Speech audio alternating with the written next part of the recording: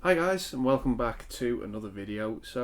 Yeah, in this video I'm going to be talking about some movies that I consider to be, some of the best movies ever made. And coincidentally, the one thing that all these movies have in common is pretty much they all take place within the proximity of one singular room. Um, there are some cases with these movies where, sometimes the story goes beyond the room just for a short period of the movie, or there may be some flashbacks, but the main plot of the movie focuses solely within one singular room within these movies. Yeah, I've just picked out a short selection from my collection of movies that take place primarily in one single room. So yeah, the first movie I'm going to go with is a movie I consider to be an absolute masterpiece. I actually put off watching this film for so long just because, I thought I would pretty much, I would know the movie without seeing it. I thought, oh, this is a movie I've already seen without watching. So yeah, I put it on, and it's a 10 out of 10 movie for me. It's an absolute masterpiece, and yeah, of course, takes place primarily in one singular room.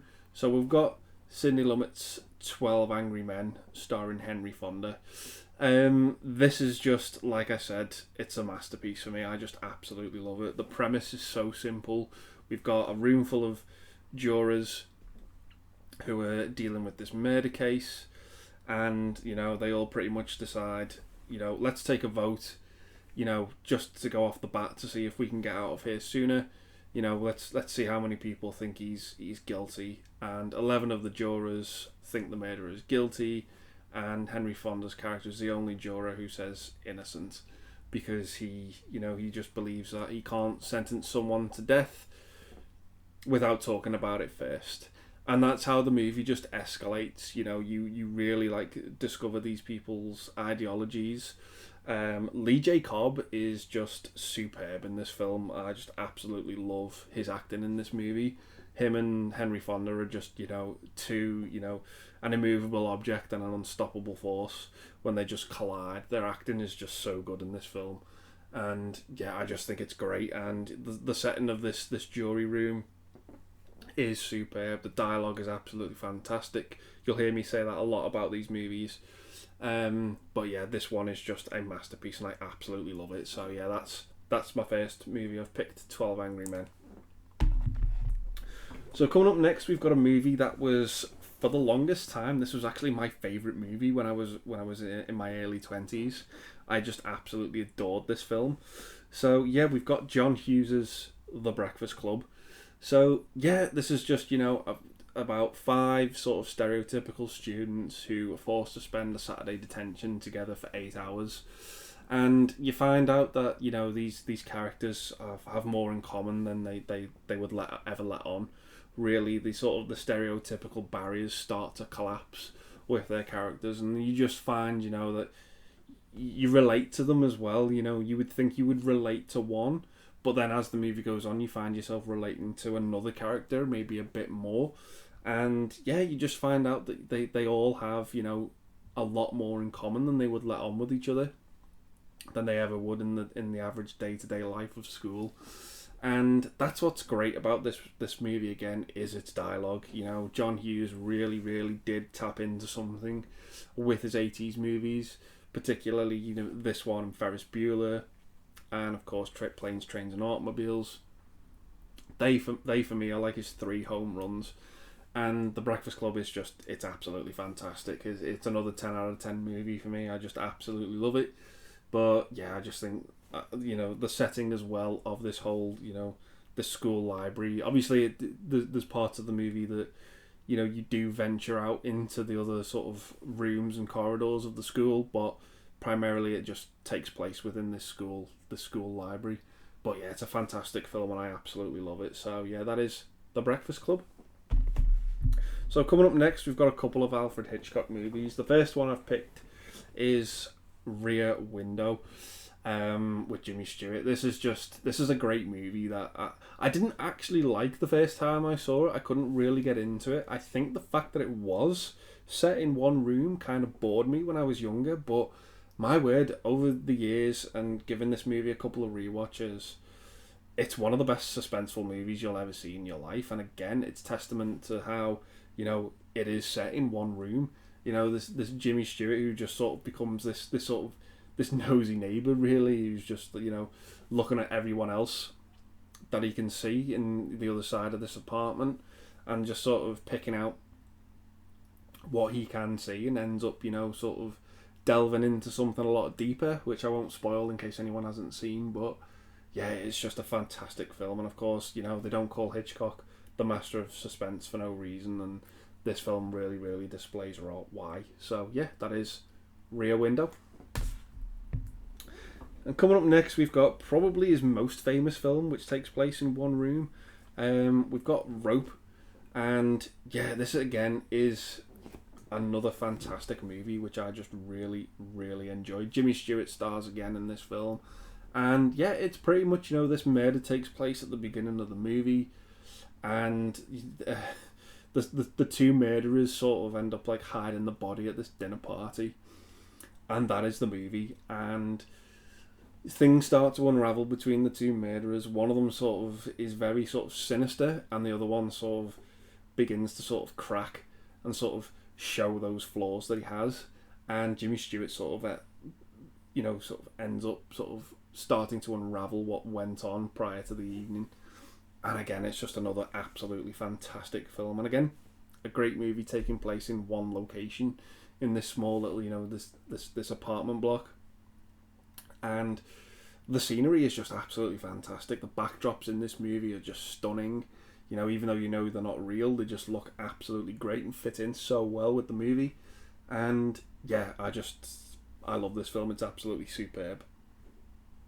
So yeah, that is Alfred Hitchcock's Rope.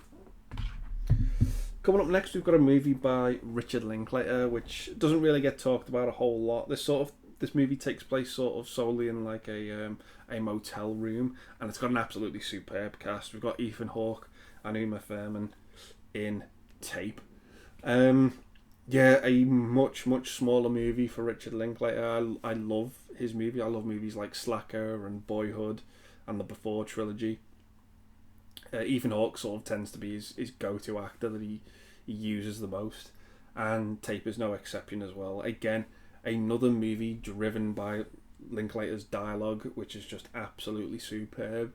It sort of is about these three high school friends who sort of end up having this mini reunion, as it were, and uncovering something about their past which was quite dark, shall we say. And it's really, really intriguing. And again, it's the dialogue which drives the movie.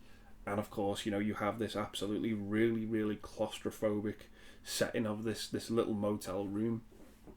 And I just really dig the movie. I have an absolutely great time with it. I think it's super underrated. And yeah, the performances in it are just absolutely fantastic. So yeah, if you've not seen it, check it out. I just really, really dig this movie. So yeah, that is Richard Linklater's Tape. Coming up next, we've got possibly my favourite Oliver Stone movie. I just absolutely adore this film. It's quite hard to get hold of nowadays as well. But we've got Talk Radio, which stars the absolutely superstar, in my opinion, that is Eric Bogosian. This is one of the best acting performances I've ever seen in a movie. I know this was like a sort of a passion project for Bogosian, playing this radio DJ. I think his name's Barry Champlain, and he's a very, very controversial radio presenter, shall we say. He says a lot of things which upsets a lot of people. People seem to love him or hate him. He's a very, very Marmite character, and you feel the same when you're watching the movie. Do I like this guy? Do I hate this guy? And yeah, it's just this performance which divides an audience. Not that it's a bad performance, it's just the ideologies of the character. And yeah, he is just absolutely mesmerising to watch. You can't take your eyes off him. The movie does primarily take place in this radio station, in this booth, but there are flashbacks in the movie about his marriage and how his marriage sort of broke down, and how he sort of rose to fame. It's like a dark version of Howard Stern, I should say, not Ron Howard, the director, Howard Stern, who was the if you've ever seen the movie Private Parts, that tells his story about his rise to fame with as this radio presenter. This is like a version of that without the comedy, shall we say, and it's super super dark. The cast of this movie is just too many names to mention. You've got John C. McGinley, Michael Wincott, Alec Baldwin, and Bogosian himself, who is the star. And yeah, it's just a great Oliver Stone movie that never really gets talked about, you know, with the likes of Platoon and JFK, Born on the 4th of July. This one seems to go under the radar, and The Doors as well. But yeah, this is one that just doesn't really seem to get talked about a whole lot. But I love this movie for how small it is. The dialogue is absolutely fantastic. The scene in particular where Eric Bogosian's character is giving his monologue towards the end of the movie is just absolutely superb.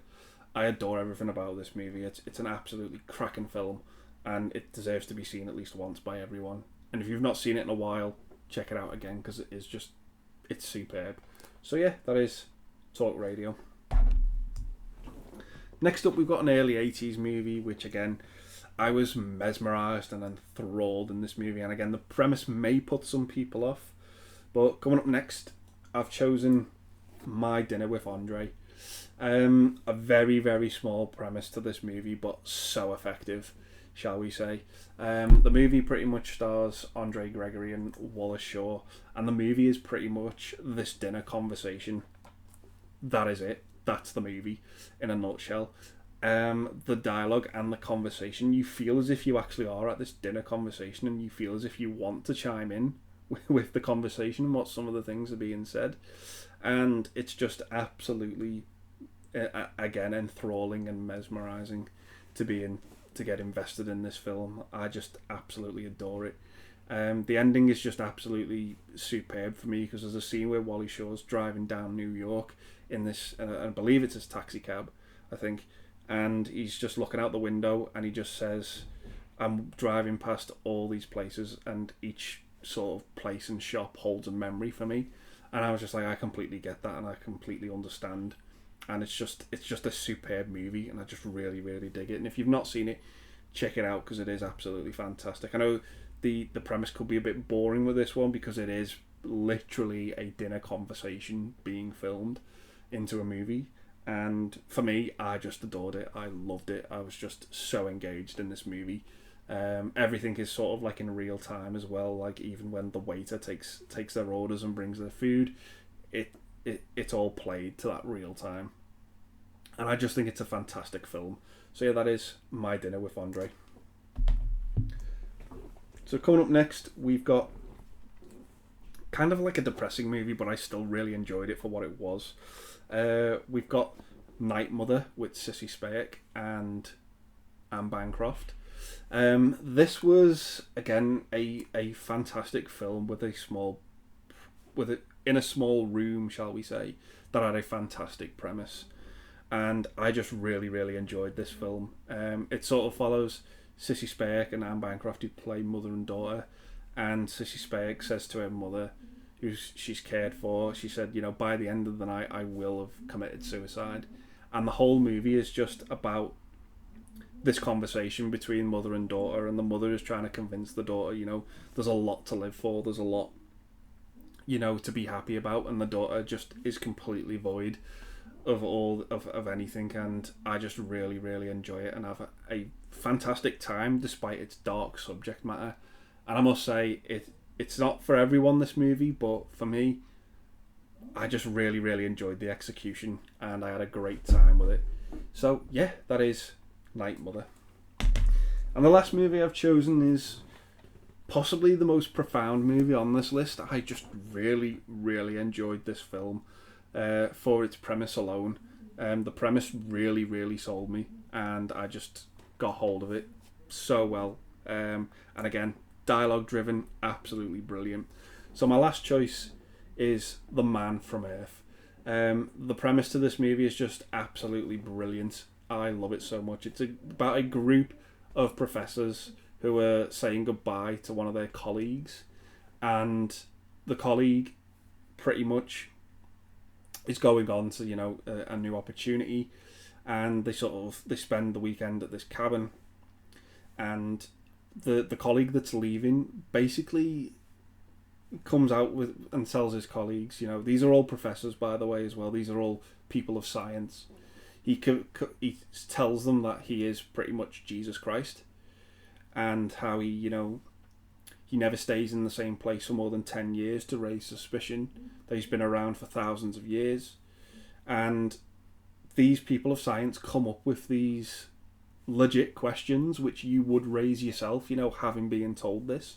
The movie isn't any way preachy in any way, shape or form, and it just is absolutely fantastic. And I've got to say, the dialogue was just brilliant. I really, really dug this movie.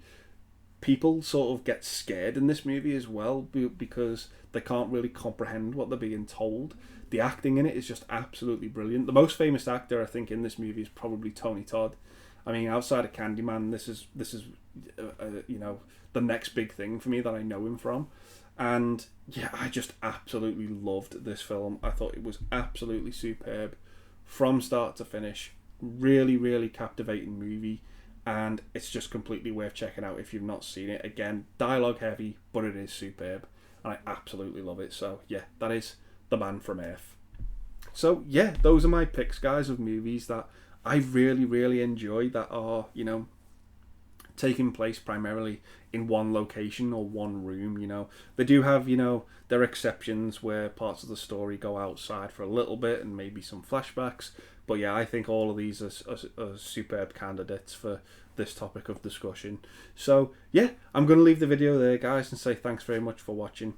Stay safe, and I will see you in the next one. Bye for now.